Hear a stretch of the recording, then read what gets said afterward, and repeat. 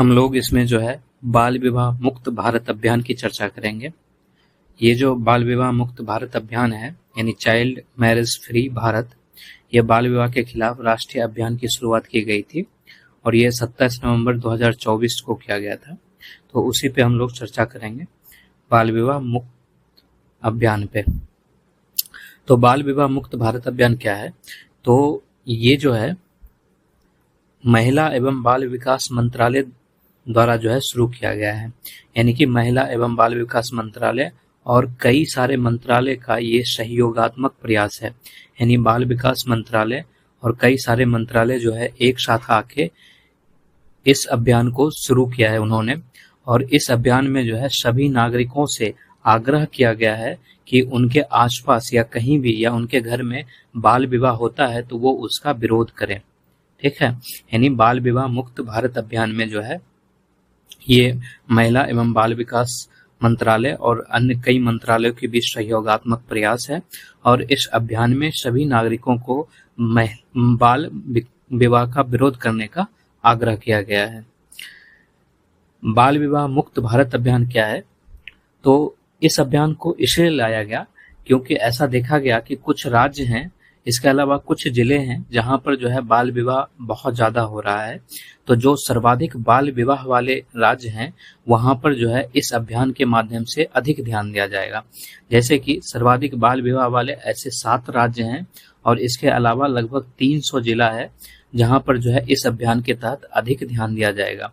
और इसमें जो 7 राज्य है उसमें पश्चिम बंगाल आता है, बिहार है, झारखंड है, राजस्थान है, त्रिपुरा है, असम है और आंध्र प्रदेश है। यहाँ पर जो है सर्वाधिक बाल विवाह देखे गए हैं पश्चिम बंगाल, बिहार, झारखंड, राजस्थान, त्रिपुरा, असम और आंध्र प्रदेश में। और ये जो 300 जिला है, इस 300 जिले का सिलेक्शन जो है वो इस ढंग से किया जाएगा जहां पर बाल विवाह की दर जो है राष्ट्रीय औसत से अधिक है। यानी जहां बाल विवाह की दर राष्ट्रीय औसत से अधिक है वैसे 300 जिले को चुना जाएगा और इस अभियान के तहत जो है उस 7 राज्यों को और लगभग 300 जिलों पर जो है अधिक ध्यान दिया जाएगा। इसके अलावा जो है इस अभियान में यह उद्देश्य रखा गया है कि वर्ष 2029 तक बाल विवाह की दर को जो है 5% से कम करना है। ठीक है, यानी इसका उद्देश्य जो है वर्ष 2029 तक बाल विवाह की दर को 5% से कम करना है। जैसा कि आप यहाँ पर देख रहे हैं बाल विवाह मुक्त भारत अभियान जो है लाया गया है और इसमें जो है बाल विवाह मुक्त भारत अभियान की निगरानी करना यहाँ पे लिखा हुआ है। इसमें ऐसे विधायी परिवर्तनों की वकालत करना जो बिना किसी अपवाद के विवाह की न्यूनतम आयु, जैसा कि आप लोग इसमें देख रहे होंगे कि इसमें बाल विवाह मुक्त भारत की बातें की गई है और इसमें जो है ये उद्देश्य रखा गया है कि ऐसे विधायी परिवर्तनों की वकालत करना जो बिना किसी अपवाद के विवाह की न्यूनतम आयु 18 वर्ष निर्धारित करे, जिससे बच्चों के लिए कानूनी सुरक्षा सुनिश्चित हो सके। और बाल विवाह मुक्त भारत अभियान जो है ये अभियान बिना किसी अपवाद के विवाह की न्यूनतम आयु यानी 18 वर्ष सुनिश्चित करने के लिए विधायी परिवर्तनों का समर्थन करता है। इसके अलावा यह बच्चों को कानूनी सुरक्षा प्रदान करता है और यह बाल विवाह को रोकने का भी प्रयास करता है। ये बाल विवाह मुक्त भारत अभियान का उद्देश्य है। इसके अलावा हम लोग देखते हैं कि भारत में बाल विवाह की स्थिति क्या है। तो वैसे तो बाल विवाह में कमी आई है लेकिन अभी भी जो है बाल विवाह व्याप्त है और बाल विवाह का व्याप्त होना ही जो है इसकी कमी को दर्शाता है। तो जो भारत में बाल विवाह में कमी आई है उसमें राष्ट्रीय परिवार स्वास्थ्य सर्वेक्षण यानी कि NFHS इसकी जो 5वीं रिपोर्ट है, यानी राष्ट्रीय परिवार स्वास्थ्य सर्वेक्षण की जो 5वीं रिपोर्ट है उसके आंकड़ों से पता चलता है कि भारत में बाल विवाह में कमी आई है। जैसे कि 2005-6 में 47.4% लड़कियों का विवाह 18 साल से पहले हो जाता था और वही आंकड़ा जो है 2015-16 में घटकर 26.8% हो गया है। यानी कि पहले जो है 47.4% था जो कि 2005-6 में था, अब जो है ये 26.8% हो गया जो 2015-16 का आंकड़ा है। इसके अलावा अगर हम लोग नया आंकड़ा देखें तो जैसा कि आप लोग यहाँ पे देख सकते हैं ये जो है अब 23.3% पे आ गया है। ठीक है, ये जो है अब 10.3% पे आ गया है। इसके अलावा दूसरा जो है, गरीबी का असर जो है बाल विवाह पर पड़ता है। जैसे कि जो NFHS की 5वीं रिपोर्ट है, उसके अनुसार जो है निम्नतम आय वर्ग वाले यानी कि जो सबसे गरीब हैं उसमें 20% परिवारों में 40% लड़कियों की शादी 18 वर्ष से पहले हो जाती है, जबकि उच्चतम आय वर्ग में यानी कि जो सबसे अमीर है उसमें 20% परिवारों में यह आंकड़ा केवल 8% का है। ठीक है, जैसे कि जो निम्नतम वर्ग यानी कि सबसे गरीब वाले हैं उसमें 20% परिवारों में जो है 40% लड़कियों की शादी 18 साल से पहले हो जाती है, married before they turn 18 years of age. ठीक है, यानी न्यूनतम आय वर्ग यानी सबसे गरीब 20% परिवारों में 40% लड़कियों की शादी 18 साल से पहले हो जाती है, जबकि वही उच्चतम आय वर्ग वाले यानी सबसे अमीर वाले परिवार में यह आंकड़ा जो है मात्र 8% का है। ठीक, इसके अलावा जो है जहां पर सर्वाधिक बाल विवाह वाले राज्य हैं उसमें जो है पश्चिम बंगाल शामिल है। ठीक है, वेस्ट बंगाल शामिल है। इसके अलावा बिहार है, त्रिपुरा है जो कि टॉप लिस्ट पे है और इसमें जो है 40% महिला जो है महिलाओं की शादी जो है वो 18 साल से पहले ही हो जाती है। तो पश्चिम बंगाल, बिहार, त्रिपुरा, इसके बाद जो है झारखंड, असम, आंध्र प्रदेश, राजस्थान और तेलंगाना को रखा गया है। ठीक, तो ये जो है 7 राज्य ऐसे हैं जहां पर जो है अगर तेलंगाना को छोड़ दिया जाए तो जहां पर जो है बाल विवाह सर्वाधिक देखा जाता है। पश्चिम बंगाल, बिहार, त्रिपुरा, झारखंड, असम, आंध्र प्रदेश, राजस्थान और तेलंगाना। इसके अलावा जो है बाल विवाह निगरानी पोर्टल की भी भूमिका की गई है। जैसे कि जो बाल विवाह मुक्त भारत अभियान है उसी के तहत जो है बाल विवाह मुक्त भारत पोर्टल भी लाया गया है। और बाल विवाह मुक्त भारत पोर्टल जो है यह एक इनोवेटिव ऑनलाइन प्लेटफॉर्म है जिसकी मदद से नागरिक बाल विवाह की घटनाओं की रिपोर्ट कर सकते हैं। इसके अलावा आप वहां पे जाकर अपनी शिकायत भी दर्ज कर सकते हैं और साथ ही यह ऑनलाइन प्लेटफॉर्म जो है ये आम नागरिक जो देश में है उनकी मदद से बाल विवाह रोकने का भी प्रयास करता है। इसके अलावा जो है यहाँ पर बाल विवाह रोकथाम अधिकारी की भी सुविधा दी गई है और ये अधिकारी जो है ये बाल विवाह रोकने का प्रयास करते हैं। तो बाल विवाह मुक्त भारत पोर्टल पर जो है वहां पर घटनाओं की रिपोर्ट कर सकते हैं बाल विवाह की। इसके अलावा शिकायत भी दर्ज कर सकते हैं। जैसे कि ये बाल विवाह पोर्टल है, यहाँ पर जो है यहाँ पर चाइल्ड मैरिज का रिपोर्ट किया जा सकता है।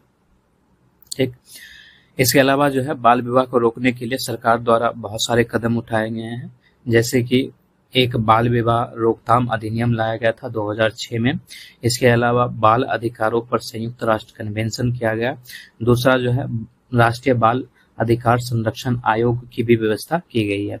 तो हम लोग सबसे पहले बाल विवाह रोकथाम अधिनियम 2006 की चर्चा करते हैं।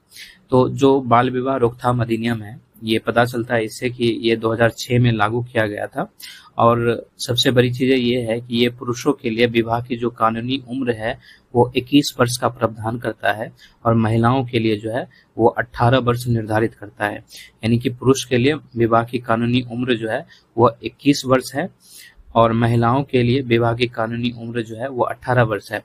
हालांकि जो है एक विधेयक भी लाया गया है जिसमें महिलाओं की भी उम्र को 21 वर्ष कर दिया गया, तो वो अब बस विधेयक ही है। तो 2006 में इसको लागू किया गया और पुरुषों के लिए विवाह की कानूनी उम्र जो है 21 वर्ष निर्धारित किया गया है और महिलाओं के लिए 18 वर्ष निर्धारित किया गया है। जो बाल विवाह रोकथाम अधिनियम 2006 है इसकी धारा 16 जो है ये राज्य सरकार को विशिष्ट क्षेत्रों के लिए बाल विवाह निषेध अधिकारी नियुक्त करने की अनुमति देता है और इसी की चर्चा आपने ऊपर देखा था। यानी कि ये जो बाल विवाह निषेध अधिकारी है इसके नियुक्त करने की अनुमति जो है बाल विवाह रोकथाम अधिनियम 2006 की धारा 16 के माध्यम से राज्य सरकारों को प्राप्त होती है। ठीक है, ये CMPO। एक ये क्या करता है CMPO, ये बाल विवाह को रोकता है। इसके अलावा जहाँ पे भी बाल विवाह होता है तो वहाँ पे जो है साक्ष्य एकत्रित करता है, उसके लिए जो है ये अलग अलग तरह के लोगों की भी मदद लेता है। इसके अलावा जो भी बाल विवाह को बढ़ावा देता है या उसको मदद कर रहा है बाल विवाह को, उसके खिलाफ जो है ये कड़ा कदम उठाते हैं। इसके अलावा ये जो है जागरूकता फैलाने का भी कार्य करते हैं। तो जो बाल विवाह निषेध अधिकारी है उसके ये कार्य हैं। तो बाल विवाह रोकथाम अधिनियम 2006 की धारा 16 जो है वो राज्य सरकार को विशिष्ट क्षेत्रों में जहां पर बाल विवाह के आंकड़े बहुत ज्यादा है वहां पर बाल विवाह निषेध अधिकारी नियुक्त करने की अनुमति देता है। और ये बाल विवाह निषेध अधिकारी जो है ये बाल विवाह को रोकने का कार्य करते हैं, अभियोजन के लिए साक्ष्य एकत्रित करना इनका कार्य है और ऐसे विवाह को बढ़ावा या मदद देने के खिलाफ ये कदम उठाते हैं। इसके अलावा जो है बाल विवाह को रोकने के लिए ये गांव-गांव कस्बों में जो है जाकर जागरूकता फैलाने का भी कार्य करते हैं। और दूसरी चीजें जो ये अधिनियम लाया गया था, बाल विवाह रोकथाम अधिनियम 2006, इसमें पुरुषों के लिए 21 वर्ष और महिलाओं के लिए जो 18 वर्ष उम्र निर्धारित की गई थी, इसके जगह पर जो है बाल विवाह निषेध संशोधन विधेयक 2021 लाया गया। ठीक है, ये विधेयक ही रहा, 21 लाया गया और इसमें महिलाओं की उम्र जो है पुरुष के बराबर कर दिया गया था और जो कि दोनों का उम्र जो है 21 वर्ष हो गया था। ठीक है, तो वो इसके लिए विधेयक पेश किया गया था। इसके अलावा जो दूसरा बाल विवाह को रोकने के लिए सरकार द्वारा उठाया गया कदम है वो बाल अधिकारों पर संयुक्त राष्ट्र कन्वेंशन है। और संयुक्त राष्ट्र के कन्वेंशन पर भारत ने हस्ताक्षर किया है। भारत ने जो है इस कन्वेंशन पर हस्ताक्षर किया है, बाल अधिकारों पर संयुक्त राष्ट्र कन्वेंशन पर। और संयुक्त राष्ट्र के अनुसार जो है वर्ष 2022 में दुनिया भर में 5 में से 1 लड़की यानी कि 19% की शादी जो है बचपन में ही कर दी जाती है, यानी 18 वर्ष से पहले ही कर दी जाती है। तो भारत जो है संयुक्त राष्ट्र के द्वारा जो कन्वेंशन तैयार किया गया है उस पर भारत ने हस्ताक्षर किया है, इसलिए भारत जो है बाल विवाह को रोकने के लिए प्रतिबद्ध है। इसके अलावा जो है सतत विकास लक्ष्य का जो 5.3 लक्ष्य है, 5.3 जो सतत विकास लक्ष्य का 5वां का तीसरा भाग है, उसमें जो है वर्ष 2030 तक लैंगिक समानता और महिलाओं एवं लड़कियों के सशक्तिकरण के लक्ष्य के साथ साथ सतत विकास लक्ष्य 5 को प्राप्त करने में बाल विवाह जो है वो बाल विवाह उन्मूलन जो है वो महत्वपूर्ण हो सकता है। तो सतत विकास लक्ष्य को अगर भारत को प्राप्ति करनी है तो उसके लिए जो है बाल विवाह उन्मूलन करना आवश्यक होगा, उसको रोकना आवश्यक होगा। इसके अलावा यूनिसेफ जो है उन्होंने बाल विवाह को मानवाधिकार उल्लंघन माना है। इसके अलावा जो है जो तीसरा बाल विवाह को रोकने के लिए सरकार द्वारा उठाया कदम है वो राष्ट्रीय बाल अधिकार संरक्षण आयोग है। राष्ट्रीय बाल संरक्षण आयोग है, इसकी स्थापना जो है 2007 में हुई थी और बाल अधिकार संरक्षण आयोग अधिनियम 2005 के तहत जो है इसकी स्थापना की गई थी, राष्ट्रीय बाल अधिकार संरक्षण आयोग की। इसकी स्थापना 2007 में होती है। ये जो है बाल अधिकार संरक्षण आयोग अधिनियम 2005 के तहत इसकी स्थापना की जाती है। यह जो है एक वैधानिक निकाय है और ये जो है महिला एवं बाल विकास मंत्रालय के अंतर्गत आता है और इसका मुख्यालय जो है नई दिल्ली में ही है। यानी इसकी स्थापना 2007 में हुई। बाल अधिकार संरक्षण आयोग अधिनियम 2005 के तहत आता है। यह एक वैधानिक निकाय है, ये महिला एवं बाल विकास मंत्रालय के अंतर्गत आता है और इसका मुख्यालय जो है नई दिल्ली है। इसका कार्य क्या है, तो ये बाल अधिकारों की सुरक्षा की जांच करता है, समीक्षा करता है। इसके अलावा बाल विवाह को रोकने के लिए जागरूकता भी फैलाता है। तो हमारे लिए जो है राष्ट्रीय बाल अधिकार संरक्षण आयोग महत्वपूर्ण हो जाता है। इसके अलावा जो है बाल विवाह से संबंधित कई सारे पहल लाए गए हैं सरकार के द्वारा, जैसे कि बेटी बचाओ बेटी पढ़ाओ पहल लाया गया है जो कि बहुत ही प्रसिद्ध है। तो इसमें जैसे कि यहाँ पर लिखा हुआ है कि हमारा मंत्र होना चाहिए बेटा बेटी एक समान। इसमें सबसे पहली लाइन जो है वो लिखा गया है कि हमारा मंत्र होना चाहिए बेटा बेटी एक समान। आइए कन्या के जन्म का उत्सव मनाएं, हमें अपनी बेटियों पर बेटों की ही तरह गर्व होना चाहिए। मैं आपसे अनुरोध करूंगा कि अपनी बेटी के जन्मोत्सव पर आप 5 पेड़ लगाएं। और प्रधानमंत्री ने अपने गोद के लिए जो है गांव जयापुर के नागरिकों से उन्होंने ये अपील किया था। इसके अलावा जो बेटी बचाओ बेटी पढ़ाओ अभियान है, इसकी शुरुआत प्रधानमंत्री जी ने 22 जनवरी 2015 को पानीपत हरियाणा में किया था। ठीक है, जो बेटी बचाओ बेटी पढ़ाओ योजना है वो प्रधानमंत्री जी के द्वारा 22 जनवरी 2015 को पानीपत हरियाणा में किया गया था। और बेटी बचाओ बेटी पढ़ाओ योजना से पूरे जीवन काल में शिशु लिंग अनुपात में कमी को रोकने में मदद मिलती है और महिलाओं के सशक्तिकरण से जुड़े मुद्दों का समाधान होता है। और ये योजना जो है 3 मंत्रालयों द्वारा क्रियान्वित की जा रही है। इसमें जो है महिला और बाल विकास मंत्रालय है, दूसरा स्वास्थ्य परिवार कल्याण मंत्रालय है और तीसरा जो है मानव संसाधन मंत्रालय शामिल है। इस योजना के बहुत सारे घटक हैं और इन पे हम लोग जो है अलग से चर्चा करेंगे। तो जो बाल विवाह से रोकने से संबंधित पहल है वो एक पहल में बेटी बचाओ बेटी पढ़ाओ योजना भी कारगर साबित हो रहा है और इसकी शुरुआत 22 जनवरी 2015 को पानीपत हरियाणा से किया गया था। और ये 3 मंत्रालय द्वारा जो है कार्यान्वित किया जाता है। इसमें महिला और बाल विकास मंत्रालय है, स्वास्थ्य परिवार कल्याण मंत्रालय है और मानव संसाधन मंत्रालय है। इसमें आप लोग जो है देख सकते हैं। इसके अलावा जो है सरकार के द्वारा जो है धन लक्ष्मी योजना लाया गया और जो धन लक्ष्मी योजना है ये भी भारत सरकार और महिला एवं बाल विकास संगठन की ही एक पहल थी। और इसका मकसद जो है देश में कन्या भ्रूण हत्या को कम करना था। इसके अलावा लड़कियों को अच्छी शिक्षा मिल सके इसलिए भी यह योजना लाई गई थी। इस योजना के तहत जो है माता पिता को इंश्योरेंस कवर दिया जाता है और लड़कियों के मेडिकल खर्चों में कुछ हिस्सा भी वहन किया जाता है। तो ये मुख्य रूप से जो धनलक्ष्मी योजना है ये एक बीमा कवरेज वाली योजना है और ये बालिका के लिए सशर्त नकद हस्तांतरण योजना है। ठीक है, तो ये बाल विवाह को रोकने के लिए धनलक्ष्मी योजना भी जो है कारगर है। इसके अलावा बाल विवाह से संबंधित जो है कई सारे कारक हैं जो बाल विवाह को बढ़ावा देता है।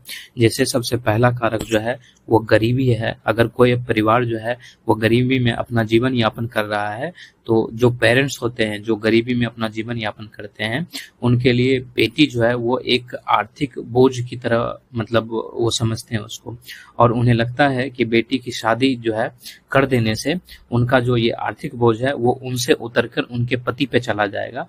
तो इसलिए भी जो है बाल विवाह को बढ़ावा दिया जाता है। तो गरीबी में जीवन यापन करने वाले माता पिता अपने बेटी की शादी को आर्थिक बोझ के रूप में समझते हैं तो इससे भी जो है बाल विवाह को बढ़ावा मिलता है। इसके अलावा जो है अत्यधिक दहेज लागत से बचने के लिए लड़कियों की शादी जो है कम उम्र में कर दी जाती है क्योंकि उनका मानना रहता है कि जैसे जैसे समय बढ़ रहा है वैसे वैसे दहेज की कीमत भी बढ़ती जाएगी। इसलिए जो है अत्यधिक दहेज लागत से बचने के लिए भी जो है लड़कियों की शादी कम उम्र में कर दी जाती है। इसके अलावा बाल विवाह को बढ़ावा देने का सबसे मुख्य कारण जो है वो दहेज को ही माना जा सकता है क्योंकि दहेज की वजह से जो है बहुत सारी घटनाएं देखने को मिलती है और जिसमें बाल विवाह जो है सबसे प्रमुख घटनाएं हैं। इसके अलावा जो है जो रीति रिवाज है जो पुरानी परंपरा है इसके अलावा जो आदर्श समाज है वो भी कम उम्र में विवाह को प्राथमिकता देता है। तो रीति रिवाज हो गया या पुरानी परंपरा हो गई। इसके अलावा समाज में जो पुराने लोग हैं यानी कि जो बूढ़े बुजुर्ग हैं उनका भी मानना रहता है कि कम उम्र में विवाह करना चाहिए जिस वजह से जो है बाल विवाह को जो है प्रोत्साहन मिलता है। इसके अलावा जो है बाल विवाह के बहुत सारे दुष्परिणाम हैं जैसे कि शारीरिक स्तर पर जो है इससे यौन और घरेलू हिंसा को बढ़ावा मिलता है। इसके अलावा विकासात्मक स्तर पर जो है इसमें जो लड़कियां होती है उसके शिक्षा पर प्रतिकूल प्रभाव पड़ता है। इसके अलावा जो कौशल विकास की भावनाएं उसमें उस वक्त पनप ही रही होती है उस पर भी नकारात्मक असर पड़ता है और इन सब का असर जो है उनके पूरे जीवन पे रहता है और ये कभी दूर नहीं हो पाता है। इसके अलावा स्वास्थ्य स्तर पर जो है समय से पहले और बार बार गर्भ धारण करने के कारण लड़कियों का जो प्रजनन तंत्र होता है उसको बहुत ही नुकसान पहुंचता है और इस वजह से उनका जो स्वास्थ्य रहता है वो हमेशा खतरे के निशान पे रहता है। तो इस वजह से जो है बहुत सारी प्रॉब्लम्स उनको उठानी पड़ती है। तो स्वास्थ्य के स्तर पर जो है समय से पहले और बार बार गर्भ धारण करने के कारण लड़कियों के प्रजनन स्वास्थ्य को नुकसान पहुंच सकता है। इसके अलावा जो है ये मानवाधिकार का उल्लंघन है क्योंकि बाल विवाह जो है वो लड़कियों के पैरों में कई सारी बैरियों को भी डालता है। जैसे बाल विवाह के कारण जो है एक स्वतंत्र और खुशहाल विवाह के अधिकार का उल्लंघन होता है। तो यही था, इसमें हम लोग यहीं तक रखते हैं।